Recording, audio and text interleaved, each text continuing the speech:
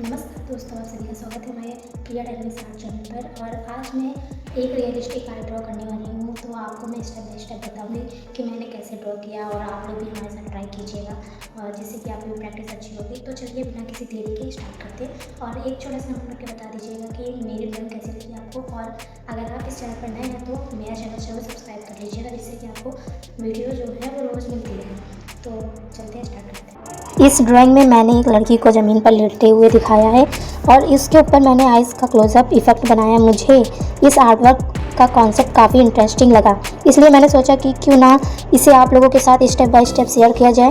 तो अगर आपको ड्राइंग और स्केचिंग पसंद है तो वीडियो को एंड तक ज़रूर देखना, क्योंकि आज मैं आपको बताऊँगी कि मैंने इस ड्राइंग को बेसिक आउटलाइन से लेकर फाइनल शेडिंग और डिटेलिंग के साथ कैसे बनाया है। तो चलिए टाइम वेस्ट करते हुए ड्राइंग को शुरू करते हैं। तो इस ड्राइंग में मेरा पूरा फोकस शेडिंग और स्मूथ और रियलिस्टिक बनाने पर है।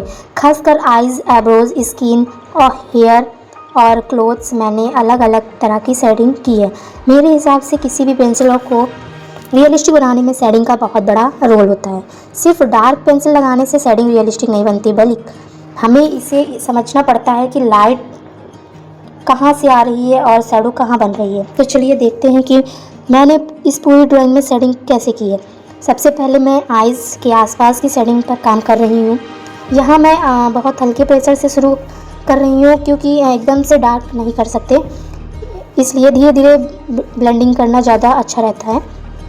आइज़ के ऊपर आईलेट के पास नेचुरल थोड़ा आई शैडो दिखाई देता है, इसलिए उस एरिया को मैं थोड़ा डार्क रख रही हूँ। इसके बाद लोअर आईलेट के नीचे सॉफ्ट शेडिंग कर रही हूँ। अब आइरिस की तरफ आती हूँ। यहाँ मैं आउटर पोर्शन को थोड़ा डार्क रख रही हूँ और अंदर की तरफ धीरे धीरे शेडिंग को हल्का कर रही हूँ। प्यूपिल को सबसे ज़्यादा डार्क रखा है, क्योंकि यही आई का सबसे डार्क पार्ट है और बीच में सबसे छोटा हाईलाइट है, उसे मैं इंटेंशनली लाइट डार्क रखूँगी। यही हाईलाइट आई में साइन और डेप्थ देता है। अब मैं इसे टिश्यू से ब्लेंड करूँगी, हल्के हल्के हाथों से। ध्यान रखिए, ब्लेंड करते समय ज़्यादा प्रेशर नहीं लगाना चाहिए, वरना सारी शेडिंग एक जैसी हो जाएगी। अब मैं आईलैशेस पे काम करूँगी। अब मैं आईब्रो की शेडिंग कर रही हूँ। आईब्रोज में एक सॉलिड डार्क पैच नहीं बना रही है, इसके वजह छोटे छोटे हेयर लाइक स्ट्रोक्स के साथ डार्कनेस बिल्ड कर रही हूँ। जहाँ आईब्रो ज़्यादा डेंस है वहाँ शेडिंग थोड़ी डार्क है और इट्स की तरफ सॉफ्ट रखा है। अब आईलैशेस के आसपास थोड़ा डार्क टोन ऐड कर रही हूँ। यहाँ डार्क शेडिंग को ज़्यादा डिफाइन दिखाती है, लेकिन एक चीज़ का ध्यान रखना बहुत ज़रूरी है, हर जगह बराबर डार्कनेस नहीं होनी चाहिए। अगर हम पूरी आई के पास एक जैसा डार्क रखेंगे तो ड्राइंग फ्लैट दिखाई देगी, इसलिए मैं डार्क और लाइट के बीच धीरे धीरे ट्रांजिशन बना रही हूँ। अब मैं फेस के आसपास की सॉफ्ट शेडिंग कर रही हूँ। यहाँ मेरी पेंसिल प्रेशर बहुत हल्का है। मैं छोटा सर्कल मूवमेंट और सॉफ्ट स्ट्रोक से शेडिंग कर रही हूँ, ताकि स्किन और टेक्सचर स्मूथ दिखाई दे। आई के नीचे मैंने थोड़ी शैडो रखी है, क्योंकि इस एरिया में नेचुरल डेप्थ दिखाई देती है। नोज़ के पास बहुत हल्की शेडिंग कर रही हूँ। यहाँ सबसे इंपॉर्टेंट बात है कि नोज़ की शेडिंग को बहुत डार्क नहीं करना चाहिए, हमें सिर्फ शैडो का इफेक्ट देना चाहिए। अब मैं चीक पर फेस के बाकी हिस्सों में हल्के टोन बिल्ड कर रही हूँ। एक रियलिस्टिक आई इफेक्ट के लिए मैं पहले लाइट लेयर लगाती हूँ, फिर ज़रूरत के हिसाब से दूसरी और तीसरी लेयर ऐड करती हूँ। इसी तरह शेडिंग धीरे धीरे डार्क होती है और अचानक हार्श नहीं लगती। अब मैं ड्राइंग के डार्क और लाइट एरियाज़ को बैलेंस करती हूँ। मेरी कोशिश ये रहती है कि ड्राइंग में कुछ एरियाज़ क्लियरली डार्क दिखाई दे और कुछ सॉफ्ट एरिया लाइट रहे। इस ड्राइंग में आईब्रोज और कुछ हेयर सेक्शन ज़्यादा डार्क है, वही स्किन के एरिया को लाइट रखें। यही कंट्रास्ट ड्राइंग को डेप्थ देती है। अगर आपकी ड्राइंग में बहुत लाइट है तो उसमें डेप्थ कम दिखाई देगी, और अगर पूरी ड्राइंग बहुत डार्क है तो डिटेल्स हो सकती है। इसलिए शेडिंग करते समय डार्क, मीडियम और लाइट टोन्स का बैलेंस रखना चाहिए। जहाँ डार्कनेस ज़्यादा हो वहाँ ब्लेंडिंग करके फिर से थोड़ा सॉफ्ट कर रही हूँ। इसके बाद अब मैं थोड़ा सा जो लड़की की ड्रेस है उसमें मैं एक शेडिंग कर रही हूँ। यहाँ मैं फोल्ड्स को ध्यान से देख रही हूँ। यहाँ कपड़े के अंदर फोल्ड हो रहे हैं, वहाँ मैं डार्क शेडिंग कर रही हूँ और फोल्ड के बाहर हिस्से को कम्प्लीटली लाइट रख रही हूँ। मैं पेंसिल को बहुत ज़्यादा दबाकर नहीं चला रही हूँ, बल्कि धीरे धीरे लेयर बना रही हूँ। कुछ एरियाज़ में मैंने वर्टिकल और कर्व्ड स्ट्रोक्स का इस्तेमाल किया है, ताकि कपड़े की डायरेक्शन भी दिखाई दे। फिर ब्लेंडिंग करते हार्ड लाइंस को थोड़ा सॉफ्ट रख कर रही हूँ, लेकिन हर जगह ब्लेंडिंग नहीं करनी चाहिए, क्योंकि कुछ फोल्ड्स और इट्स आप रहने से कपड़े की स्ट्रक्चर ज़्यादा अच्छी दिखाई देती है।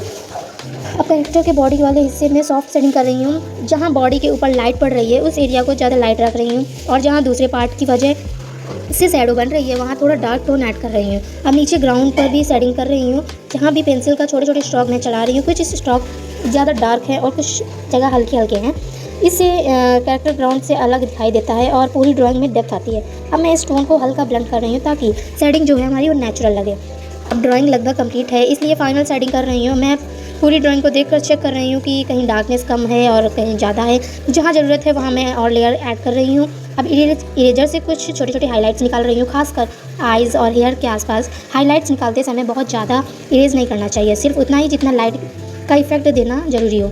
अब मैं डार्क और लाइट एरियाज़ को एक बार बैलेंस कर रही हूँ और यही फाइनल सेटिंग्स ड्राइंग को बहुत ज़्यादा फिनिश्ड और डायमेंशनल लुक देती है।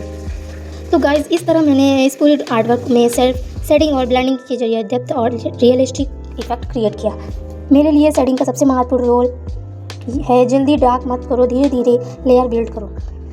जहाँ लाइट है उसे लाइट रहने दो, जहाँ शैडो है वहीं धीरे धीरे डार्कनेस बढ़ाओ। अगर आपको मेरा यह वीडियो प्रोसेस पसंद आया हो तो वीडियो को लाइक ज़रूर करना और कमेंट में बताना कि आपको इस ड्राइंग की सेटिंग कैसी लगी। और अगर आप ऐसे ही ड्राइंग और आर्ट वीडियोज़ देखना चाहते हैं तो मेरे चैनल को सब्सक्राइब कर लेना। मिलते हैं नेक्स्ट वीडियो में। Keep drawing, keep practice and keep creating. Bye bye, take care, नमस्ते।